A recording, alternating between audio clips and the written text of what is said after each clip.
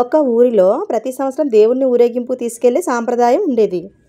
ప్రతి సంవత్సరం ఊళ్ళో వారంతా పండుగ చేసుకొని పూజలు చేసి ఊరేగింపు కోసం అన్ని వీధులు శుభ్రం చేసి ముగ్గులతో తోరణాలతో పువ్వులతో చాలా అందంగా అలంకరించేవారు. ఊరేగింపుకు ఒక ఎద్దు బండిని కట్టేవారు. ఆ బండిని కడిగి పసుపు రాసి బొట్లు పెట్టి పూలు కట్టి దానికి కూడా అందంగా అలంకరించేవారు. మరి ఆ బండిని తోలే ఎద్దు సంగతి చెప్పాలా? ఊళ్ళో అన్నిటికన్నా ఆరోగ్యవంతంగా బలంగా ఉన్న ఎద్దుని ఎంచుకునేవారు. ఆ ఎద్దు చర్మం నిగనిగలాడేలా దానికి స్నానం చేయించి బొట్టు పెట్టి గంటలు కట్టి పట్టు వస్త్రాలు వేసేవారు. ఆహా, చాలా చూడముచ్చటగా తయారు చేసేవారు. ప్రతి సంవత్సరం లాగానే ఈ సంవత్సరం కూడా ఊరేగింపుకు ఊరు తయారైంది.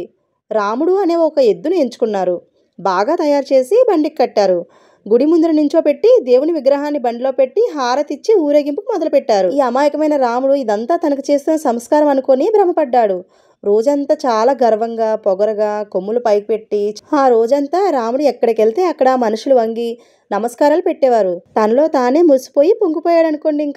ఇంకా సాయంత్రం అయ్యేసరికి మళ్ళీ ఊరేగింపు ముగిసి గుడికి చేరింది. బాజా భజంత్రీలతో గ్రామ ప్రజలు తమ దేవుని విగ్రహాన్ని బండిలో నుంచి దింపి లోపలికి తీసుకుని వెళ్లారు. విగ్రహం బండిలో నుంచి దిగ్గానే ఇంకేముంది, అందరూ రాముని మర్చిపోయారు.